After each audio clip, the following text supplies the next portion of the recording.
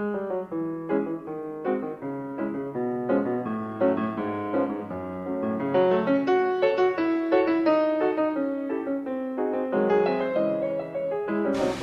sou Márcio Salgado e entrevisto agora o escritor e geólogo Geraldo Lima, diretor do Movimento de Solidariedade Ibero-Americana. Ele acaba de lançar o livro A Fraude do Aquecimento Global.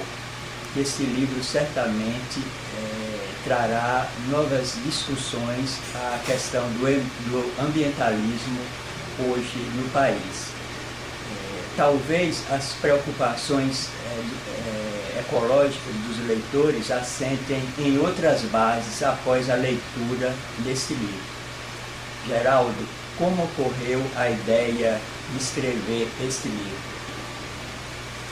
Primeiramente, é uma satisfação enorme aqui falar aqui para o pessoal do João do Rio, Fala João do Rio, com quem eu tenho colaborado há algum tempo. Márcio, nós no Movimento de Solidariedade Ibero-Americana, nós temos, há anos, nós temos acompanhado regularmente essas discussões referentes ao ambientalismo, ou melhor, à exploração política do movimento ambientalista internacional, e principalmente a atuação desse movimento no Brasil. Nós já publicamos vários livros anteriormente: Máfia Verde, o ambientalismo a serviço do governo mundial, em 2001, a continuação dele, Máfia Verde 2, ambientalismo, novo colonialismo, e publicamos em 2007 um livro de uma jornalista canadense chamada Elaine Dewar, um livro chamado Uma Demão de Verde. É um livro de 530 páginas, que é a melhor investigação jornalística que já foi feita no mundo sobre os bastidores do ambientalismo internacional. E como parte desse processo, nós chegamos constatamos, como outros investigadores no mundo inteiro têm feito, que o movimento ambientalista ele não se baseia em preceitos científicos, é um movimento político, é um instrumento de ação política cujo objetivo fundamental é obstaculizar o desenvolvimento, principalmente dos países do terceiro mundo. Para isso ele foi criado. E toda essa histeria que foi implementada sobre o aquecimento global digamos assim, é o ponto culminante desse movimento. O aquecimento global, no livro tem um título bastante provocativo, A Fraude do Aquecimento Global, e o subtítulo é exatamente como um fenômeno natural foi convertido numa falsa emergência mundial. O título do livro e o subtítulo já sintetizam a mensagem do livro. Não é que o aquecimento global seja uma fraude como fenômeno. O fenômeno existe, só que é um fenômeno natural, que ocorre há milhões de anos, ou seja, evidentemente sem qualquer interferência humana nesse processo.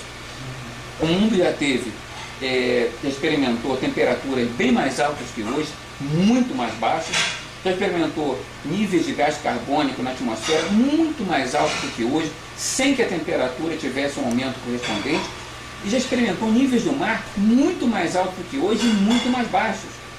Isso, inclusive, dentro do período de existência da civilização humana, que são os últimos 12 mil anos. Então, que história é essa? Por que essa histeria? E outra coisa, apesar de tudo que se diz, de toda essa histeria, de todo esse catastrofismo que é vendido pela mídia de forma completamente acrítica, não existe uma única evidência científica sólida que vincule aumento de temperatura, as variações de temperatura à atividade humana. Simplesmente não existe. Você pode consultar a literatura científica, você não vai encontrar. Então, como parte integrante desse trabalho que nós viemos desenvolvendo no MSA ao longo desses anos todos, nós resolvemos, no final do ano passado, colocar no papel essa discussão referente especificamente ao tema do aquecimento global. Então, no caso das mudanças climáticas, é muito mais midiático, digamos assim, você apresentar essas variações de temperatura, esse derretimento de geleiras, esses fenômenos que têm ocorrido há milhões de anos e vão continuar ocorrendo. Mas é muito mais interessante, muito mais midiático apresentá-los como se fossem decorrentes da ação humana do que se fossem fenômenos naturais como eles são de fato. A influência humana no clima ela é muito limitada, ela se restringe praticamente aos perímetros urbanos e aos entornos das grandes cidades, como qualquer habitante do Rio de Janeiro está percebendo atualmente, né? Mas existe esse fenômeno conhecido, chamado efeito ilha de calor. As cidades são bem mais quentes do que o seu entorno, mas isso por causa do efeito do impacto das construções, principalmente do concreto e do asfalto, no escoamento da água. A cidade, quando a água da chuva cai, ela é escoada, ela não evapora, a maior parte dela não evapora. Quando a água evapora, por exemplo, no campo, ela rouba calor da atmosfera. Na cidade não, ela é escoada, vai para as redes de coleta de águas pluviais e acaba nos rios e nos oceanos. Mas quando você impermeabiliza o terreno, você cria uma barreira a esse processo de evapotranspiração da água. Então isso aumenta muito o calor do centro dos perímetros dos centros urbanos. Mas a influência humana ela se limita a esse perímetro urbano e aos entornos imediatos dele. O homem está muito longe ainda de poder influenciar o clima em escala continental e global, mas muito longe. Inclusive você registra no livro que em meados dos anos 70 a revista Time estampou uma manchete falando do resfriamento global. E a partir dos anos 80 se entrou na agenda do aquecimento. Não ouviu? Exatamente.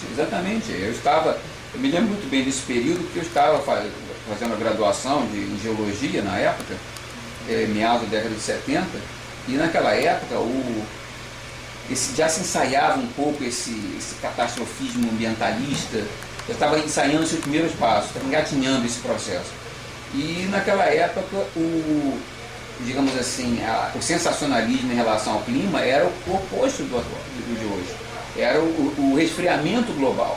Inclusive, eram várias manchetes, não com a intensidade de hoje, é verdade, mas já se via manchetes, eu cito alguma no livro, inclusive, de que o mundo estava se encaminhando para uma nova era glacial. Por quê? Naquela época, realmente, as temperaturas vinham caindo desde a década de 40, década de 1940. As temperaturas vinham caindo. Só que elas voltaram a subir mais ou menos em 1976, 77. E esse aquecimento começou em 76, 77, ele acabou já em 99, 98, 99. Apesar desse calor que está fazendo atualmente, que a gente fica, a maioria das pessoas descrente em relação a isso, as temperaturas médias no planeta começaram a cair no início dessa década. E estão caindo. Tanto que os últimos 3 invernos, cada um no hemisfério norte, cada um foi mais rigoroso do que o antecedente, os de 2007, 2008 e 2009. Não é por acaso que o hemisfério norte está passando por uma onda de frio violentíssima também.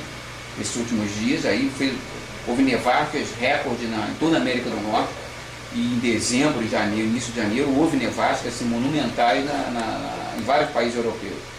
Claro que tudo isso, esses fenômenos em si não provam muita coisa, mas que o clima na verdade é uma tendência desse nosso tempo meteorológico assim, a longo prazo, em período de décadas em diante. Então, por isso você não pode tomar esses fenômenos pontuais como evidência disso ou daquilo.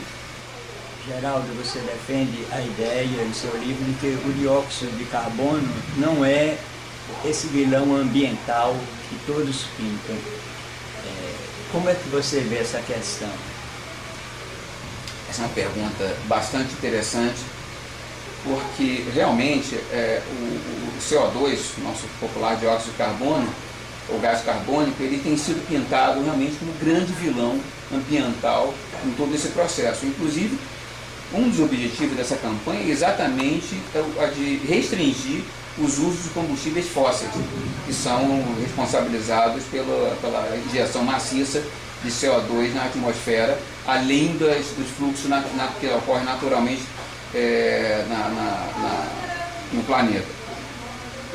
Isso é um equívoco monumental, em muitos casos é liberado. Primeiro que o gás carbônico, muito longe de ser vilão, ele é o gás da vida. Todo mundo sabe que aprendeu isso no ensino básico, nas aulas de ciências, O gás carbônico ele é o principal alimento das plantas. E as plantas são a base estão na base da cadeia alimentícia do planeta, da biosfera. Os animais, e os seres humanos inclusive, não produzem seus próprios alimentos. Quem produz alimento na biosfera, na natureza, são as plantas. As plantas produzem alimentos como? A partir da síntese absorvendo gás carbônico e outros nutrientes da atmosfera, nutrientes do solo, água, nutrientes do solo, e transformando isso em carboidratos, através da fotossíntese, transforma essas substâncias em carboidratos e uma série de outros produtos que os animais e os seres humanos consomem. Então, as plantas estão na base da cadeia alimentar da natureza.